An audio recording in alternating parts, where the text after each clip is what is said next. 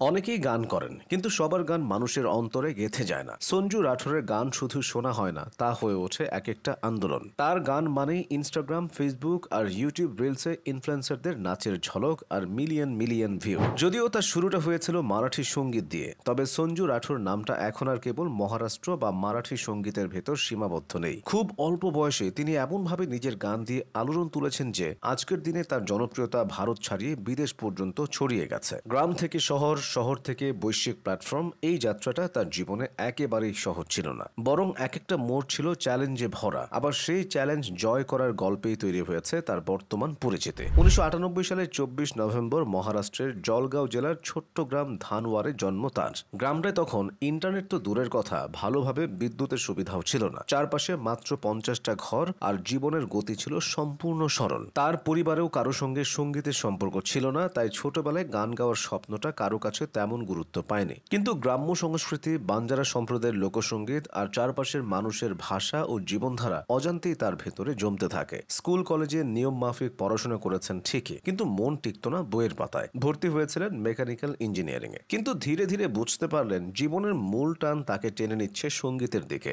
কলেজে পড়াকালীনই ঘটে যায় জীবনের প্রথম বড় মোড়। একটা প্রেমের সম্পর্ক ভেঙে যাওয়ার পর হঠাৎ করে গান লেখার দিকে ঝুঁকে পড়েন তিনি। শুরুর দিকে হিন্দি গান লিখতেন আর গাইতেন। 2 বছর ধরে চেষ্টা করেও খুব একটা পরিচিতি পাননি, তবুও থেমে যাননি। 2019 সালে সঞ্জুর প্রথম উল্লেখযোগ্য গান প্রকাশিত হয় শ্রী প্রেমত। এর মাধ্যমেই তিনি ধীরে ধীরে পরিচিত হতে শুরু করেন। এরপর বাপ্পাওয়ালা গানা কিছুটা জনপ্রিয়তা এনে দিলেও তার ক্যারিয়ারের মোড় ঘুরে যায় 2023 সালে। সে বছর প্রকাশিত হয় তার জীবনের সবচেয়ে বড় হিট গান গুলাবি সারি। গানটা এমনভাবে ছড়িয়ে পড়ে যে কয়েক সপ্তাহের মধ্যে ইউটিউবে কোটি কোটি ভিউ জমা হয়। সামাজিক মাধ্যমে গানটির হুক স্টেপ ভাইরাল হয়ে যায়, আর রিল ভিডিও থেকে শুরু করে বিয়ের আসর সব জায়গায় বাজতে থাকে গুলাবি সারি। তবে সঞ্জু এখানেই থেমে থাকেননি। তিনি জানতেন একজন শিল্পীর আসল পরীক্ষা একবার সাফল্য পাওয়ার পরেও নিজেকে নতুনভাবে প্রমাণ করা। তাই 2025 সালের এপ্রিলে প্রকাশ করেন শেকি। এটা শুধু একটা গান ছিল না, বরং মারাঠি পপ সঙ্গীতে এক ধরনের বিপ্লব। গানটির ভিডিওতে অভিনয় করেন ঈশা মালভিয়া আর পরিচালনা করেন হিমাংশু ধর। প্রকাশের পরপরই ইউটিউবে ভিউ ছাপিয়ে যায় শত শত মিলিয়ন। স্পটিফাইও লাখ লাখ স্ট্রিম জমে। নেপাল, থাইল্যান্ড, এমনকি ভারতের বাইরের অঞ্চলগুলোতেও গানটা আলোচনার কেন্দ্রে চলে আসে। সে কি শুধু জনপ্রিয় হয়নি, বরং মারাঠি সঙ্গীতকে পৌঁছে দিয়েছে এক নতুন উচ্চতায়। বিলবোর্ড ইন্ডিয়ার তালিকায় জায়গা করে নেয়,